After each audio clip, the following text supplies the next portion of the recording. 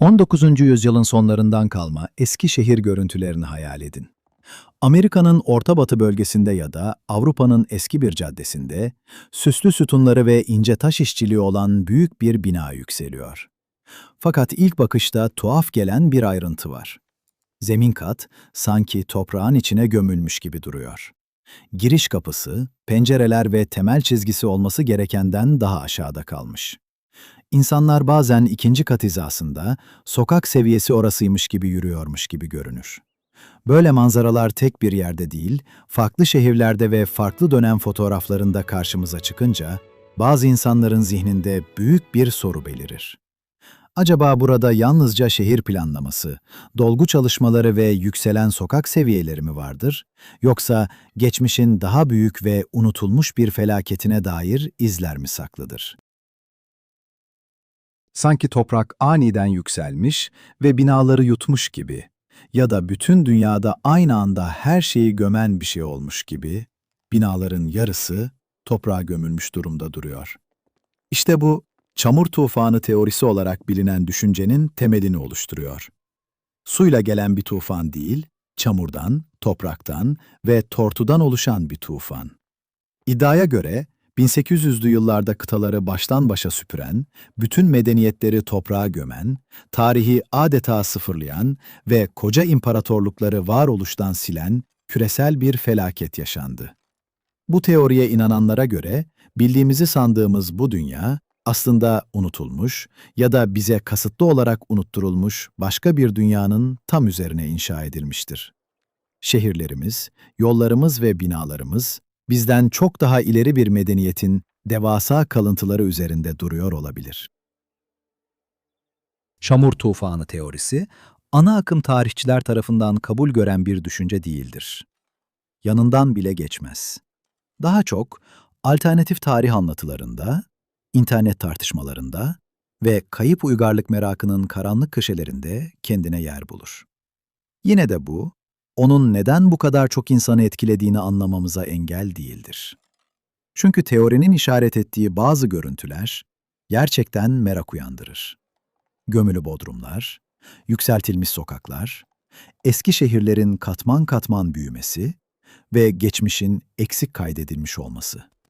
Bu gece önemli olan, bu iddiaları kesin gerçek gibi sunmak değil. İnsanların neden böyle açıklamalara ihtiyaç duyduğunu, hangi boşlukların hayal gücünü harekete geçirdiğini ve gerçek arkeolojinin bu sorulara nasıl daha sakin cevaplar verdiğini anlamaktır. Bu sakin ve temkinli yolculukta bizimle kalmak isterseniz, kanalımıza abone olabilir ve yorumlarda bu hikayeyi nereden dinlediğinizi, gömülü şehirler fikrinden aklınızda hangi görüntünün kaldığını paylaşabilirsiniz. Neden bu kadar çok eski bina kısmen toprağa gömülü durumda? Belirli mimari üsluplar aniden nereden ortaya çıktı? Tarih kayıtlarında neden bu kadar büyük boşluklar var? Kendi dönemi için fazlasıyla gelişmiş gibi görünen o devasa, görkemli yapılara ne oldu? Bu gece, bu hikayelerin içine dalıyoruz. Amacımız onları kanıtlamak veya çürütmek değil. Sadece onları keşfetmek, insanların neden kayıp medeniyetlere ve gömülü imparatorluklara inandığını anlamaktır. Efsaneleri, folkloru, fotoğrafları ve pek de mantıklı görünmeyen mimari yapıları inceleyeceğiz. Bu, neyin doğru, neyin yanlış olduğu ile ilgili bir tartışma değil. Bu, geçmiş hakkında anlattığımız hikayeler, insanları sürekli cevap aramaya iten gizemler ve tarihin bize öğretilenden çok daha fazlası olduğuna inanmaya duyduğumuz o derin, insani ihtiyaçla ilgilidir. Çamur tufanı teorisinin en çarpıcı yanı, içimizdeki o derin hisse dokunmasıdır. Bir şeyleri gözden kaçırdığımız, resmi hikayenin eksik olduğu hissine. Eski bir şehirde yürürken, kendi dönemi için imkansız derecede görkemli görünen ve sözde henüz var olmayan tekniklerle inşa edilmiş binalar görürsünüz. Zemin seviyesinde olan ama eskiden çok daha yüksekte olduğu açıkça belli olan pencereler görürsünüz. Yarı yarıya gömülmüş kapılar, yer altından başlayan merdivenler ve birinci kat olması gerekirken bodrum katı hissi veren mekanlar görürsünüz. Ve ister istemez merak edersiniz. Ya bu dünyadan önce başka bir dünya vardıysa? Ya büyük bir felaket vurup her şeyi gömdüyse? Ya biz harabe olduğunu bile fark etmediğimiz yıkıntıların üzerine inşa ettiğimiz bir iyileşme döneminde yaşıyorsak? Bu sorular, haçemli dergilere ve arkeolojik kanıtlara dayanan tarihçilere delice gelebilir. Ancak bu soruları soran insanlar için bunlar son derece acil ve önemlidir. Sanki nesiller boyunca saklanmış bir gerçeği ortaya çıkarmak gibidir. Önümüzdeki saatler boyunca bu inançların kökenlerinin izini süreceğiz. Ama bunu bir iddiayı kanıtlamak için değil, bir internet efsanesinin neden bu kadar etkili olduğunu anlamak için yapacağız. Onlara ilham veren mimariyi, ilk bakışta imkansız şeyleri gösteriyormuş gibi duran eski fotoğrafları ve şehirlerin katman katman nasıl yükseldiğini inceleyeceğiz. Dünyanın dört bir yanındaki kültürlerden gelen tufan efsanelerini, felaket ve yeniden doğuş hikayelerini de bu merakın arka planı olarak göreceğiz. Kıtaları aştığı iddia edilen, fakat tarihsel kanıtlarla desteklenmeyen kayıp Tartarya İmparatorluğu anlatısını da ele alacağız. Gerçekten şehirleri toprağa gömen depremleri, su baskınlarını ve volkanik patlamaları, yani kanıtlanmış jeolojik olayları ayrı tutacağız. En önemlisi, bu hikayelerin neden bu kadar yankı uyandırdığını soracağız. Kayıp medeniyetlerle ilgili hayal gücümüzü esir alan şey tam olarak nedir? Neden gömülü dünyaların üzerinde yaşadığımıza inanmak istiyoruz? Gerçek her zaman olduğu gibi hem inananların hem de şüphecilerin kabul etmek isteyeceğinden çok daha karmaşıktır. Geçmişimizde gerçek gizemler var. Bizi tam olarak tatmin etmeyen açıklamalar var. İyi cevapları olmayan zor sorular var. Ve önceki dünyalar hakkında nesiller boyunca fısıldanan sonsuz hikayeler var. Her şeyi sıfırlayan büyük felaketler, kaybolan ve belki hala bulunmayı bekleyen kadim bilgiler. Öyleyse yerinize yerleşin, rahatlayın. Gelin şu gömülü toprağı biraz kazalım ve altında ne bulacağımıza hep birlikte bakalım. Size en tuhaf yerde başlayan bir teoriden bahsetmek istiyorum. Akademik bir dergide değil, bir belgesel serisinde değil, yayınlanmış bir kitapta bile değil. Çamur tufanı teorisi, internet forumlarının, video platformlarının ve sosyal medya tartışmalarının derinliklerinden 2016 yılı civarında ortaya çıktı. Kuru çimlerdeki orman yangını gibi çevrim içi topluluklara hızla yayıldı. Ve işte bunu büyüleyici kılan şey de tam olarak budur. Bir gündem dayatmaya çalışan komplo teorisyenleri tarafından yaratılmamıştı. Gerçek bir meraktan, eski fotoğraflara bakıp basit bir soru soran insanlardan doğmuştu. Neden 19. yüzyıla ait pek çok bina toprağa gömülmüş gibi görünüyor? Çünkü bunu bir kez fark etmeye başladığınızda artık duramıyorsunuz. 1800'lü yıllardan kalma Amerika, Avrupa ve Asya'daki şehirlere ait fotoğrafları açın. Hepsini kendi gözlerinizle göreceksiniz. Açıkça bodrum penceresi olarak tasarlanmış ama zemin seviyesinde duran pencereler. Yarı yarıya gömülmüş kapılar, açıkça birinci kat olması gereken bir yere girmek için basamaklardan inmenizi gerektiren girişler. Üst katlarda olması gereken süslü mimari detayların sokak seviyesinde oturması. Makul herhangi bir bodrumun inmesi gerektiğinden çok daha derine uzanıyormuş gibi görünen devasa taş temeller. Bu model her yerdedir. Chicago, New York, Londra, Paris, St. Petersburg, San Francisco. Yüzlerce şehir, binlerce bina, hepsi aynı merak uyandırıcı özelliği taşıyor. Toprağa gömülmüş gibi görünüyorlar. Şimdi, geleneksel tarihin bunun için elbette açıklamaları var. Şehir planlamacıların drenajı ve sanitasyonu iyileştirmek için sokak seviyelerini yükseltmesi. Eski şehirlerin üzerine inşa edilen yeni şehirler. 10 yıllar boyunca biriken doğal tortular. Bireysel vakalar için yapılan bireysel açıklamalar. Ancak çamur tufanı teorisinin geleneksel düşünceden koptuğu yer tam da burasıdır. Ya bunlar bireysel vakalar değilse, ya çok daha büyük bir şey olduysa? Ya 18. yüzyılda tüm gezegendeki binaların birinci katlarını aynı anda gömen tek bir feci felaket yaşandıysa? Teori belirli bir iddianın etrafında şekilleniyor. 19. yüzyılda muhtemelen 1810 ile 1850 yılları arasında devasa bir çamur tufanı tüm dünyayı silip süpürdü. Sadece su değil, kalın, yoğun, yıkıcı bir çamur.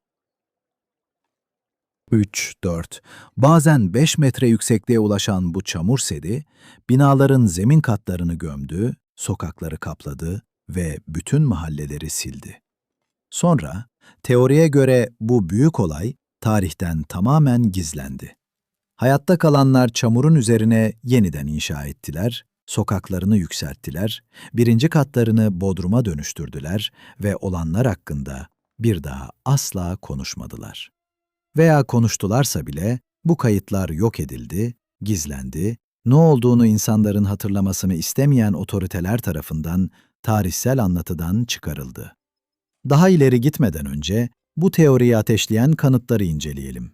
Çünkü tamamen temelsiz değil. O fotoğraflar gerçek. O gömülü binalar gerçekten var.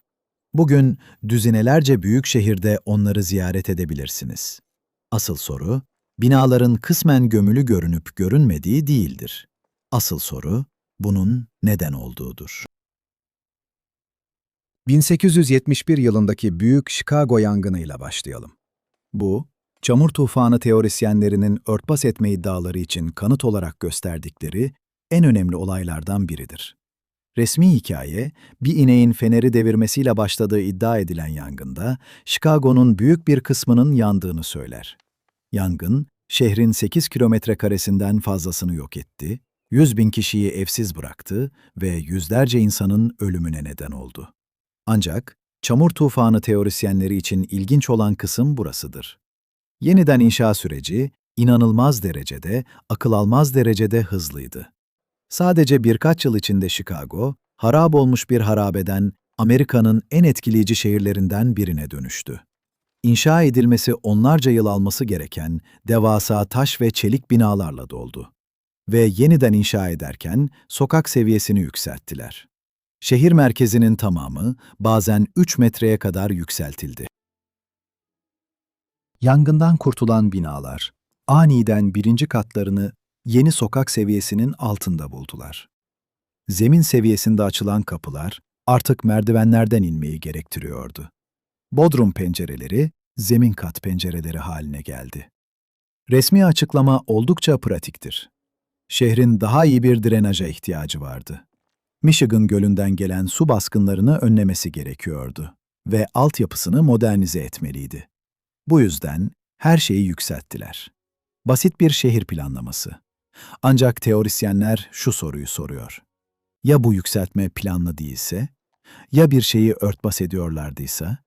Ya önce çamur geldiyse ve yangın ya felaketin bir sonucuydu ya da gerçekleşmesi gereken o devasa yeniden inşayı açıklamak için uydurulmuş kullanışlı bir hikayeydi. Ve Chicago bu konuda yalnız değildi.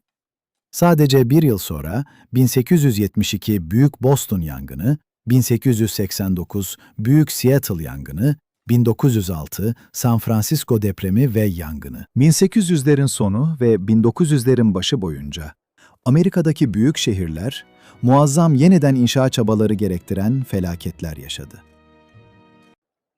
Her seferinde sokaklar yükseltildi, her seferinde birinci katlar bodrum oldu. Yeniden inşanın her defasında böylesine dikkat çekici bir hızla gerçekleşmesinde, çamur tufanı teorisyenleri net bir model görüyor. Bireysel felaketleri değil, çok daha büyük bir felaketin kanıtlarını gizlemek için yapılmış koordineli, yeniden inşa çabalarını görüyorlar. Bir de Avrupa'daki kanıtlar var. Rusya'daki St. Petersburg gibi şehirler, 18. ve 19. yüzyıllara ait o muazzam binaların bütün bloklarının kısmen gömülü olduğu yerler. Geleneksel arkeolojinin öne sürdüğünden çok daha derin önceki yerleşim katmanlarını sıklıkla ortaya çıkaran Victoria dönemi yapılarının olduğu Londra. 1850'ler ve 60'lardaki devasa yenileme çalışmalarının Şehrin büyük bölümlerinde sokak seviyelerinin yükseltilmesini içerdiği Paris. Her durumda pratik açıklamalar var. Sanitasyonu iyileştirmek, su baskınlarını önlemek, altyapıyı modernize etmek. Ancak her durumda sonuç her zaman tamamen aynıdır. Gömülmüş gibi görünen binalar. Araştırmacılar 19. yüzyıl kentleşmesinin boyutunu incelemeye başladıklarında teori daha da ivme kazandı. Çünkü burada pek uyuşmayan bir şeyler var. 1800 yılında büyük şehirlerin çoğunun nüfusu en fazla birkaç yüz bindi. Ancak 1900 yılına gelindiğinde New York, Londra ve Paris gibi şehirlerin nüfusları milyonları buluyordu. Bu insanlık tarihinde neredeyse benzeri görülmemiş bir nüfus artışını temsil ediyor. Ve bu büyümeye uyum sağlamak için bu şehirler devasa altyapı projeleri inşa ettiler. Yüzlerce millik kanalizasyonlar, metro sistemleri, gaz hatları, su şebekeleri hepsi yer altında. Çoğu bugün hala ayakta olan binlerce devasa taş ve çelik bina. Kendi dönemleri için imkansız derecede iddialı görünen o muazzam mimari harikalar. Çamur tufanı teorisyenleri bunlara bakıyor ve soruyor. Modern inşaat ekipmanları olmayan, bilgisayarları olmayan, hatta pek çok durumda güvenilir elektrik gücü bile olmayan 19. yüzyıl toplumları, nasıl oldu da bu kadar çok şeyi, bu kadar kısa sürede inşa edebildi? Tarihçilerin cevabı, genellikle endüstri devrimi yeniliklerini, ucuz iş gücü sağlayan kitlesel göçleri, belediye yatırımlarını, yeni mühendislik yöntemlerini ve ekonomik genişlemeyi içerir. Ancak alternatif anlatı bambaşka bir soru sorar. Ya bu yapılar gerçekten o dönemde inşa edilmediyse, ya altyapının bir kısmı daha eski bir dünyadan kaldıysa? Bu sorular akademik kanıtlarla desteklenmiş sonuçlar değildir. Daha çok eski fotoğrafların ve eksik görünen kayıtların etrafında oluşmuş spekülatif bir okuma biçimidir. İşte bu nokta, teorinin Tartarya ile bağlantı kurduğu yerdir. Tartarya adı eski haritalarda gerçekten görünür. Fakat burada çok dikkatli olmak gerekir. 14. yüzyıldan 19. yüzyıla kadar Avrupalı haritacılar bu adı Orta ve Kuzey Asya'nın geniş bölgelerini tanımlamak için kullandılar. Bu, çoğu zaman net sınırları olan tek bir imparatorluk değil, haritacıların yeterince ayrıntılı bilmediği büyük coğrafyalar için kullandığı gevşek bir isimdi. İsim, Tatar halklarından geliyordu. Ancak Hazar Denizi'nden Pasifik Okyanusu'na kadar uzanan topraklara tutarsız bir şekilde uygulanmıştı. 1900'lerin başlarına gelindiğinde ise bu terim haritalardan büyük ölçüde kayboldu. Yerini Sibirya, Moğolistan ve Mançurya gibi daha spesifik tanımlamalara bıraktı. Çamur tufanı teorisyenleri ise bu sıradan harita terimini çok daha büyük bir iddianın merkezine yerleştirdiler. Bu alternatif anlatıya göre Tartarya, Asya'nın, Avrupa'nın ve hatta bazı yorumlarda Amerika'nın büyük bölümlerini etkileyen son derece gelişmiş bir medeniyetti. Yine vurgulamak gerekir. Bu, ana akım tarih yazımının kabul ettiği bir sonuç değil. İnternet ortamında büyüyen spekülatif bir kurgudur. Teoriye göre 18. ve 19. yüzyıllara atfettiğimiz etkileyici mimarinin bir kısmından bu hayali ya da abartılmış Tartarya İmparatorluğu sorumluydu. Devasa neoklasik binalar, süslü katedraller, tren istasyonları ve hükümet binaları bu çerçevede yeniden yorumlanır. Teorisyenler bunların sıradan 19. yüzyıl işçileri tarafından inşa edilmediğini, daha eski ve teknolojik olarak gelişmiş bir halktan kaldığını iddia ederler. Ardından anlatı, büyük bir çamur felaketiyle bu uygarlığın gömüldüğünü, hayatta kalanların ise binaları sahiplenip, kendi tarihleri gibi sunduğunu öne sürer. Bu hikayenin içinde Tartarya öylesine bütünüyle yok edilmiş kabul edilir ki, yeni anlatıya karşı çıkacak kimse kalmamış gibidir. Sonra tarih kitaplarının kazananlar tarafından yazıldığı, haritaların değiştirildiği ve eski dünyanın bilinçli biçimde unutturulduğu söylenir. Bunlar kulağa güçlü bir roman kurgusu gibi gelir. Fakat tarihsel kanıt açısından bakıldığında çok zayıf, Çoğu zaman da seçilmiş fotoğrafların ve yanlış yorumlanmış haritaların üzerine kurulmuş iddialardır. Yine de teori, geleneksel tarihin sıradan ve yavaş açıklamalarını fazla kuru bulan insanlar için birkaç merakı tek bir büyük hikayede bir araya getirir. 1800'lü yılların hızlı kentleşmesi, o imkansız gibi görünen inşaat projeleri, farklı ülke ve kıtalardaki binalar arasındaki mimari benzerlikler, gömülü birinci katlar, belirli dönemlere ait eksik tarihi kayıtlar ve en önemlisi, büyük ve birleşik bir anlatı sunuyor. Onlarca farklı şehir planlama kararını, yüzlerce bireysel inşaat projesini değil, her şeyi birbirine bağlayan tek bir hikaye anlatıyor. İşte tam burada alternatif anlatıların psikolojisinden bahsetmemiz gerekiyor. Çünkü çamur tufanı teorisinin cazibesi sadece mimari anomalileri açıklamakla ilgili değildir. Bu, karmaşıklığın içinde bir anlam bulmakla ilgilidir. Yüzlerce küçük, kopuk gerçeği anlaşılır ve büyük bir hikayeyle değiştirmekle ilgilidir. İnsan beyni, desen tanıma konusunda inanılmaz derecede ustadır. Benzerlikleri ve bağlantıları bulmakta çok iyiyiz. Bu, atalarımıza çok iyi hizmet etmiş bir hayatta kalma becerisidir. Aynı bitkiyi yiyen 3 kişinin hastalandığını görürsünüz ve o bitkiden uzak durmayı öğrenirsiniz. Yağmurun genellikle belirli bulut oluşumlarını takip ettiğini fark eder, hava durumunu tahmin etmeyi öğrenirsiniz. Zaten bu beceri türümüzü hayatta tuttu. Ancak aynı zamanda bizi aslında var olmayan desenleri görmeye, birbirine bağlanmaması gereken noktaları birleştirmeye karşı savunmasız hale getiriyor. 1900'lü yılların o 19. yüzyıl kentleşmesinin tarihsel gerçekliği ise dağınık ve fazlasıyla karmaşıktır. Farklı şehirler, sokaklarını farklı zamanlarda, farklı nedenlerle yükselttiler. Bazıları bunu drenaj için yaptı. Bazıları yangınlardan kalan enkazı gömmek için. Bazıları da yeni köprülere veya tren istasyonlarına uyum sağlamak için yaptı. Bazıları ise sadece komşu şehirler yaptığı ve o dönemin modern bir uygulaması gibi göründüğü için yaptı. Her vaka, yerel coğrafyayı, yerel siyaseti ve yerel ekonomik koşulları anlamayı gerektiren bireysel araştırmalara ihtiyaç duyar. Karmaşıktır. Benzer etkilerin aslında farklı nedenleri olabileceğini kabul etmeyi gerektirir. Çamur tufanı teorisi ise çok daha basit bir şey sunar. Tek bir neden, tek bir etki, tek bir anlatı. Ve anlatılar güçlüdür. İnsanların dünyayı anlama biçimi tam olarak budur. Veri noktalarıyla ve istatistiksel korelasyonlarla düşünmeyiz. Başlangıcı, ortası ve sonu olan, kahramanları ve kötü adamları, gizemleri ve vahiyleri olan hikayelerle düşünürüz. Gömülü binalar için yapılan geleneksel açıklamalar bir hikaye anlatmaz. Onlar sadece gerçeklerdir. Drenaj sistemleri, kentsel planlama, tortu birikimi.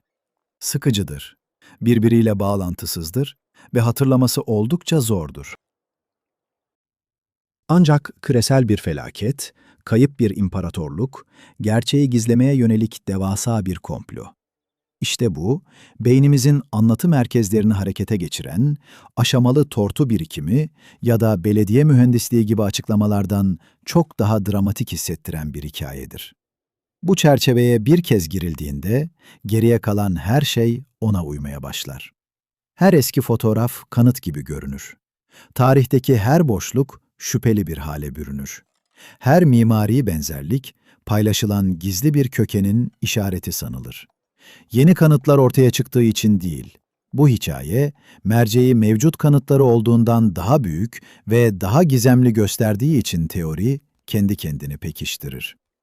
Geleneksel tarih ise daha yavaş, daha zahmetli ve çoğu zaman daha az heyecan verici işler ister.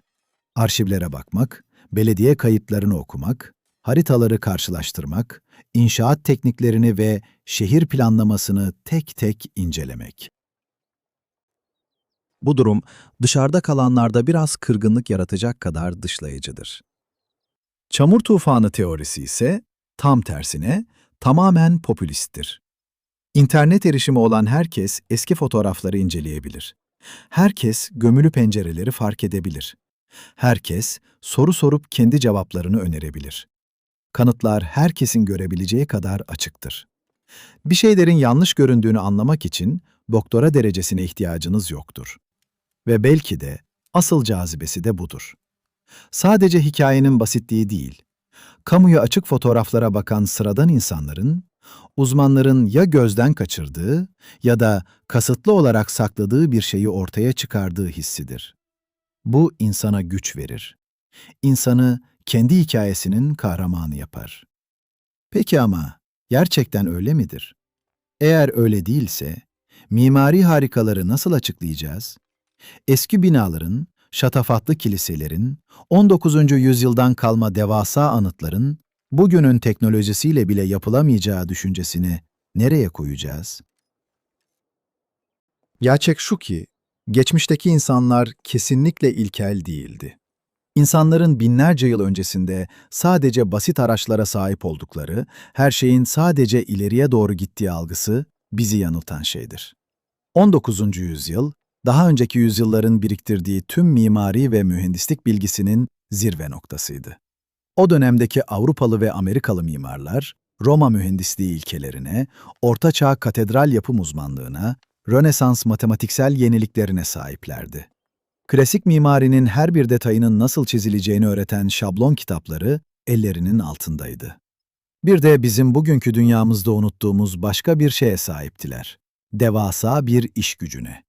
İş yasaları yoktu. Emek nispeten ucuzdu. O karmaşık taş oymalar sadece birkaç sanatçı tarafından değil, bazen günde 12 saat çalışan yüzlerce, binlerce taş ustası tarafından aylarca süren çalışmalarla yapılırdı. Bugün biz böyle inşa etmiyoruz çünkü inşa etmeyi unuttuğumuzdan değil, bu iş modelini geride bıraktığımızdan. İnsanlar bunu inşa edemez diye düşünmek, kendi modern standartlarımızı geçmişe yansıtmamızın bir sonucudur. İnsanların yetenekli emek, yeterli zaman ve toplanmış bir bilgi birikimiyle yapabilecekleri şeyler gerçekten inanılmazdır. Fakat daha derine, çok daha derine indiğimizde karşımıza çıkan başka bir gizem var. O da hafıza. İnsan hafızası sadece dün ya da geçen yıl ne olduğunu hatırlamaz. Binlerce yıl önce yazıdan, şehirlerden ve tarımdan çok daha önce olan şeyleri de hatırlar. Nesiller boyunca aktarılan ve sonunda mitlere, efsanelere, kutsal metinlere dönüşen hikayeler aracılığıyla. Ama bu tanrıların ve canavarların altında aslında tamamen gerçek olan bir çekirdek yatıyor olabilir. Örneğin Nuh'un gemisi hikayesi. Batı medeniyetindeki en ünlü tufan efsanesidir. Ancak çoğu insanın fark etmediği şey, bunun orijinal olmadığıdır. Bu hikaye, İncil yazılmadan çok daha eskilere dayanan ve daha eski tufan efsanelerinden beslenen bir geleneğin parçasıdır. Bildiğimiz en eski yazılı tufan hikayesi, Antik Mezopotamya'dan, Gılgamış destanından gelir. O destanda, tanrılar insanların gürültüsünden rahatsız oldukları için tufan yaratmaya karar verirler. Ama bir tanrı, kahramana gemi yapması mı söyler? O da tüm canlılardan örnekler alarak hayatta kalır. Tıpkı Nuh tufanı gibi uyarı alan bir adam, inşa edilen bir tekne, hayvanların kurtarılması ve sular çekildiğinde gönderilen kuşlar. Sadece Mezopotamya'da değil, antik Yunanlıların da Deukalyon efsanesi vardır. Deukalyon, babası Prometheus tarafından Zeus'un insanlığı tufanla yok edeceği konusunda uyarılır. Karısıyla birlikte bir sandık yapar ve 9 gün boyunca süren tufandan kurtulur. Bütün bunlar, belki Akdeniz çevresindeki kültürel alışverişle açıklanabilir diyebilirsiniz. Ancak tufan efsaneleri küreseldir. Hint kozmolojisinde Matsya Purana, Manu adlı ilk insanın hikayesini anlatır. Küçük bir balık, dünyayı yok edecek devasa bir su baskınına karşı onu uyarır. Manu, gemisini tohumlar ve hayvanlarla doldurarak hayatta kalır. Çin efsaneleri, göklere kadar yükselen ve 9 yıl boyunca kontrol edilemeyen sel sularından bahseder. Amerika kıtasında Aztekler, sularla yok olan eski dünyalara inanırken, İnkalar, yüksek bir dağdaki mağaraya sığınarak hayatta kalan çoban ve ailesinden bahseder. Avrupalılarla hiçbir teması olmayan Kuzey Amerika yerlilerinin de tamamen bağımsız, benzer hikayeleri vardır. Hatta Avustralya aborjinlerinin hikayeleri doğrudan arkeologların ve jeologların doğrulayabileceği detaylar barındırır. Aborjinler, denizin çok daha aşağıda olduğu, adaların kara köprüleriyle birbirine bağlı olduğu ve okyanus sularının yükselerek bu toprakları nasıl yuttuğuyla ilgili hikayeler anlatırlar.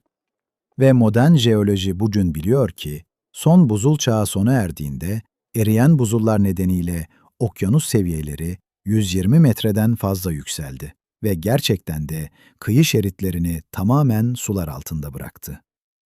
Aborjinler, 8.000 ila 12.000 yıl öncesine dayanan bu inanılmaz coğrafi olayları yüzlerce nesil boyunca anlatarak günümüze taşımışlardır.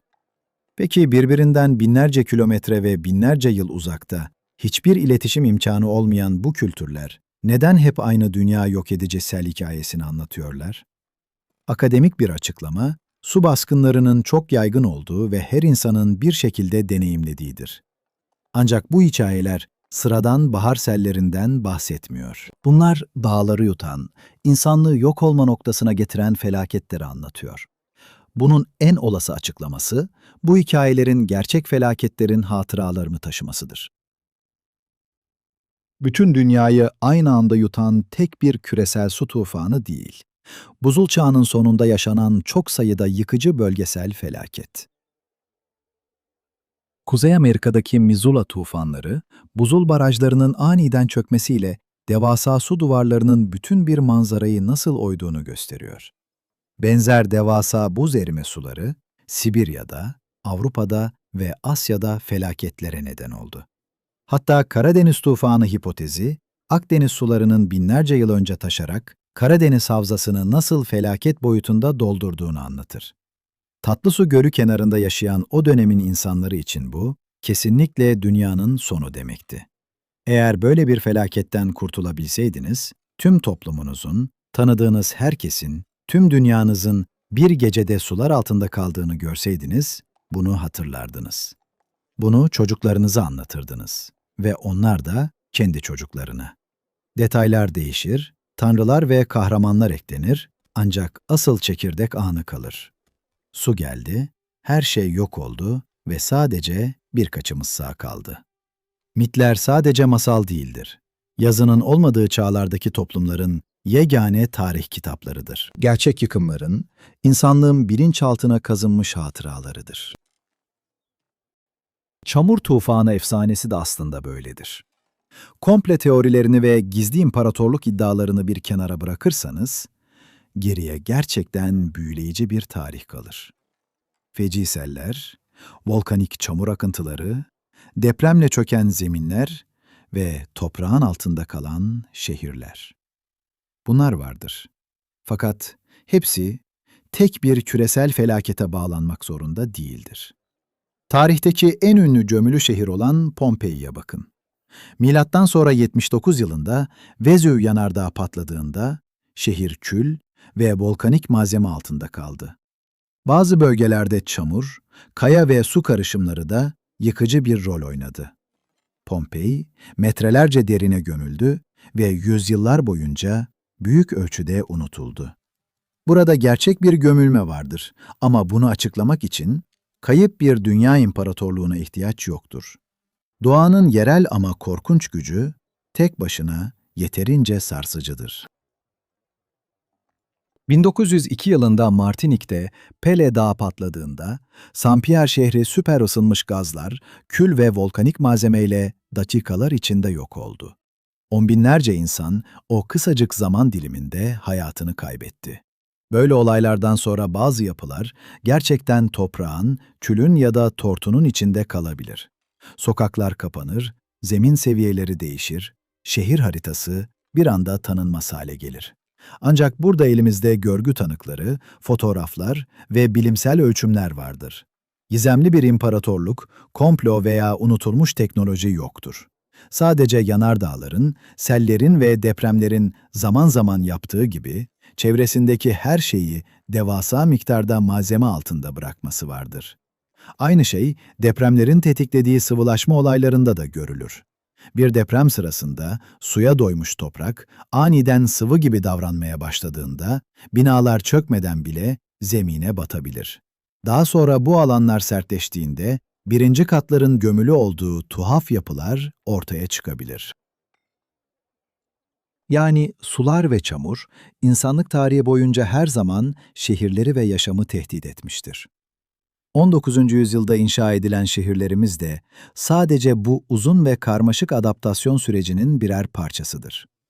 Gömülü bodrum katları, yükseltilmiş sokaklar ve eski binaların o görkemli duruşları, kayıp bir imparatorluğun sırlarını değil, insanlığın değişen koşullara ayak uydurma yeteneğini temsil eder.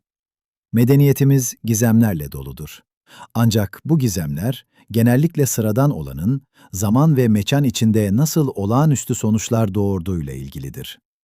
İster volkanların püskürttüğü sıcak bir çamur seli olsun, ister buzulların erimesiyle yükselen okyanuslar olsun, doğa defalarca dünyamızı yeniden şekillendirmiştir. Bizler de o yıkımların üzerinde yürüyen, yeni şehirler inşa eden ve hikayelerini yıldızların altında anlatan o direnişçi türün çocuklarıyız. Bu noktada meseleyi Türk izleyiciler için daha tanıdık bir yerden de düşünebiliriz. Eski şehirlerin çoğu, özellikle de Anadolu, Mezopotamya ve Akdeniz çevresindeki yerleşimler, tek bir düz zeminin üzerine kurulup orada donup kalmamıştır. Evler yıkılmış, onların üzerine yenileri yapılmış, sokaklar dolmuş, yangınlar, seller, depremler ve savaşlar bazı katmanları ortadan kaldırmış, bazılarını ise toprağın altında mühürlemiştir. Bir höyük fikri tam da buradan doğar. İnsan yaşamının aynı yerde tekrar tekrar birikmesi.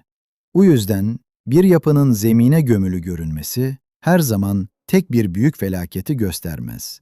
Bazen yüzyıllar boyunca süren küçük müdahalelerin, onarımların ve yükselen sokak seviyelerinin sessiz sonucudur. Yine de bu daha sıradan açıklama, hikayenin büyüsünü tamamen ortadan kaldırmaz. Aksine, onu daha insani hale getirir. Çünkü kayıp medeniyetlere duyduğumuz merak çoğu zaman gerçek bir sezgiden beslenir. Geçmiş gerçekten de eksiktir. Her belge kalmamıştır. Her şehir düzgün kazılmamıştır.